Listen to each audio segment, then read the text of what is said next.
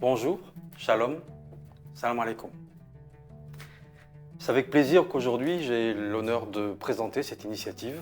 l'Institut des Andalousies du Maroc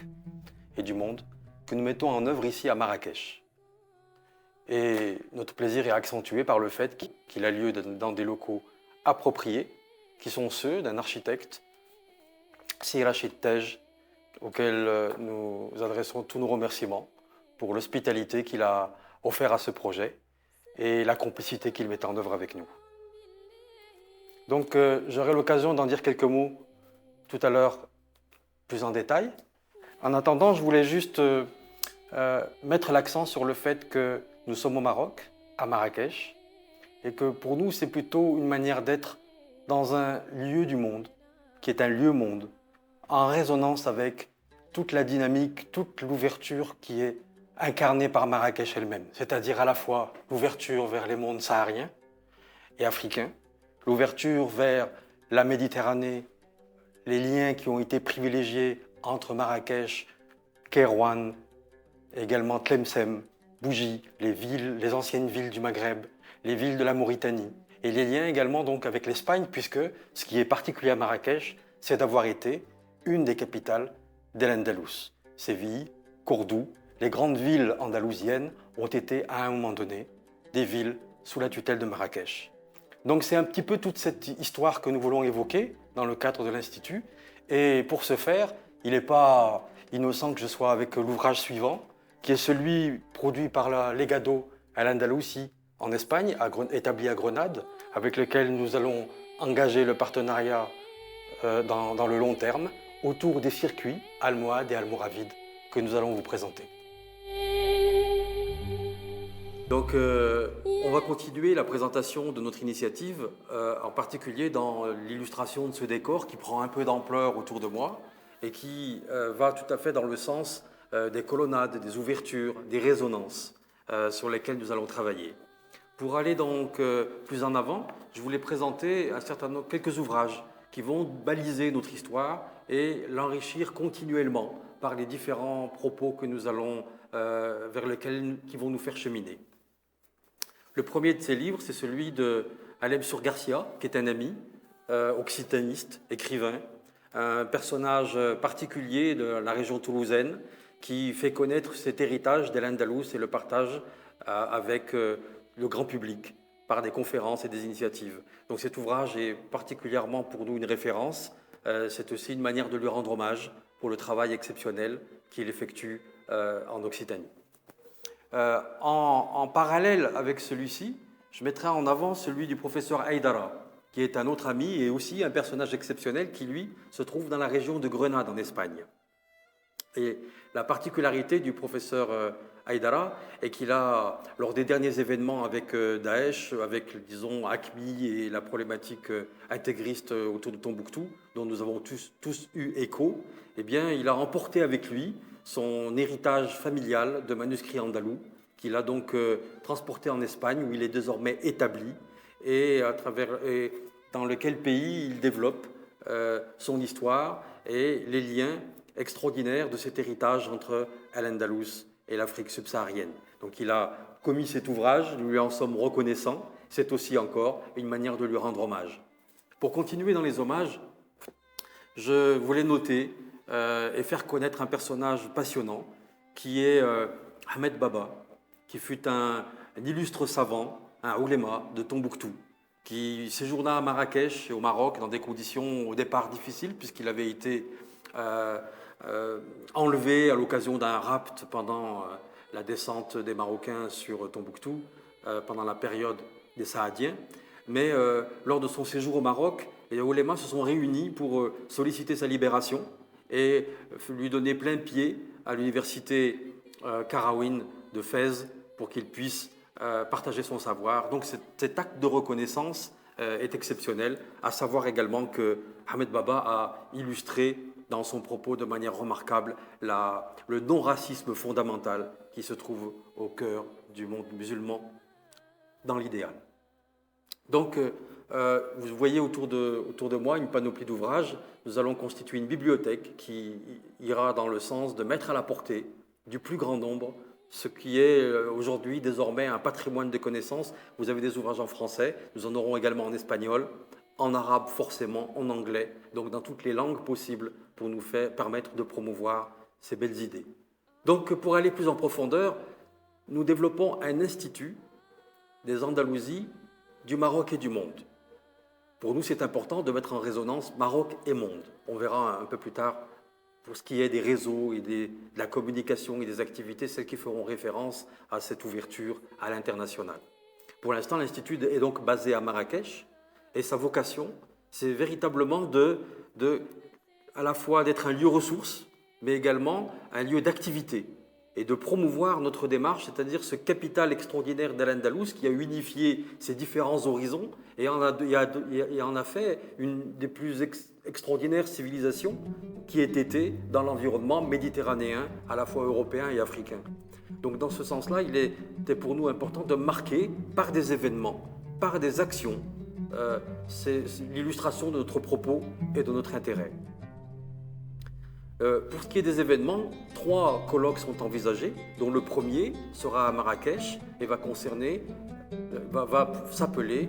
Marrakech, une capitale d'Al-Andalus. Délibérément une capitale d'Al-Andalus, puisque comme peu de personnes le savent, comme peu de passionnés de Marrakech, peu de touristes venant à Marrakech en ont conscience, Marrakech a été une capitale d'Al-Andalus. C'est ce que nous voulons mettre en avant par ce colloque qui réunira des scientifiques, des chercheurs, des historiens officiels, mais également historiens amateurs du Maroc, également étudiants et tout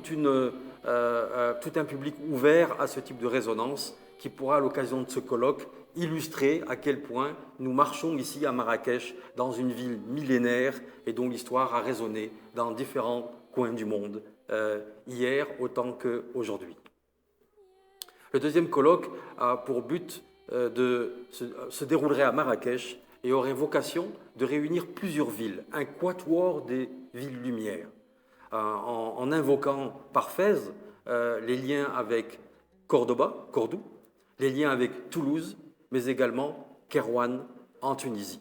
De faire les liens entre ces 4 villes, c'est mettre en évidence à quel point dans l'histoire elles ont résonné ensemble, elles ont communiqué ensemble et comment elles ont les unes et les autres, dans leur diversité, porté cette dimension de transmission de connaissances entre les Orients, les Afriques et l'Occident. Donc il était pour nous extrêmement important d'illustrer par cette diversité l'unité dont était porteur ce monde en un temps et à quel point la conscience de ce qu'elles ont partagé, ces villes, peut avoir une importance pour ce que nous avons à partager pour aujourd'hui et pour demain.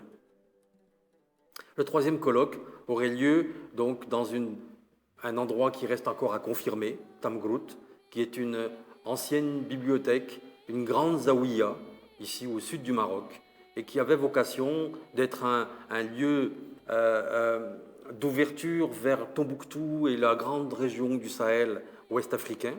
qui a été associé à l'histoire d'Al-Andalus et qui, pour nous, aurait l'occasion, à travers ce colloque qui aurait lieu au printemps de l'année prochaine, dans cette région très reculée saharienne du Maroc, donc de mettre en valeur la contribution et l'héritage de cette région du monde à ce patrimoine qu'on identifie trop souvent comme étant un patrimoine européen.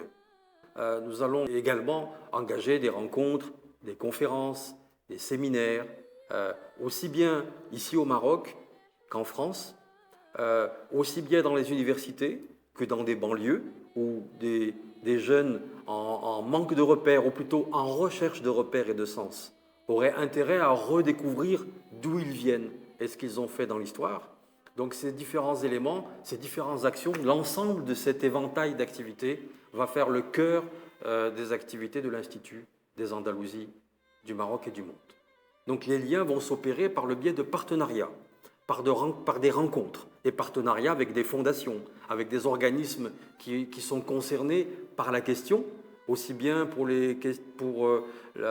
termes du dialogue interreligieux que pour ce qui est des échanges interculturels, également pour ce qui pose la problématique de la mémoire, de l'histoire, de l'intégration. Donc autour de tout cet éventail thématique, il nous apparaît important de pouvoir apporter des réponses et d'aller, pour ce faire, sur le terrain, directement auprès de ceux qui sont concernés. De part et d'autre de la Méditerranée,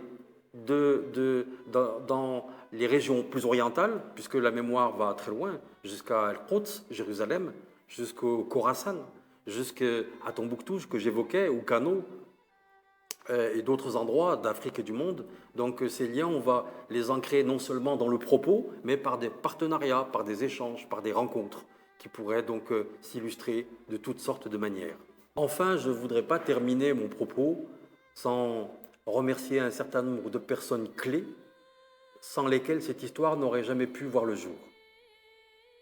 Parmi elles, il y a Rachel Reves, ma compagne, qui est en résonance parfaite et complète avec toute la dimension esthétique, musicale, poétique, dans l'art de vivre, l'art de se maintenir en bonne santé,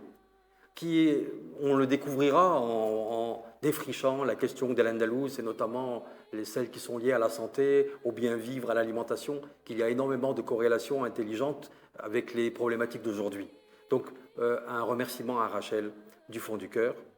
Ensuite, je ne pouvais pas non plus manquer d'évoquer la contribution importante d'Hélène Potier, qui partage notre histoire depuis une quinzaine d'années, par Mons et par Vaux, et qui a toujours été,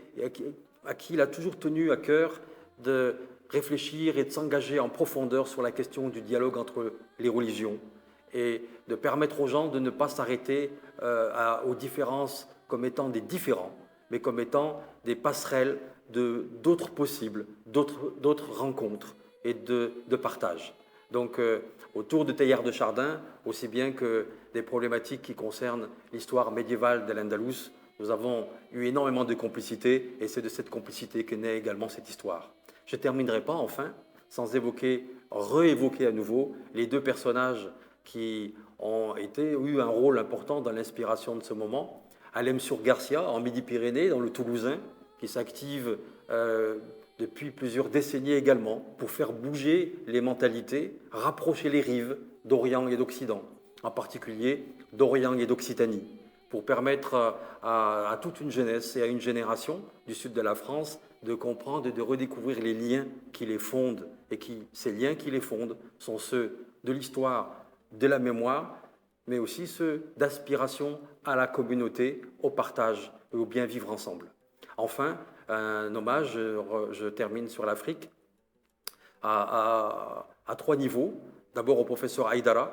qui a été un des personnages clés de mon aventure personnelle vers Al-Andalus, vers Tombouctou et les Afriques. Également le professeur Kizerbo, que j'ai eu l'occasion de rencontrer et qui m'a à l'époque encouragé sur ce chemin d'évoquer des liens entre le monde subsaharien et Al-Andalus. Et enfin, Feu Mamadou Dia, qui a été un humaniste exceptionnel et qui lui aussi a apporté sa pierre à cette aventure. Donc on voit la diversité des repères, la diversité des inspirations,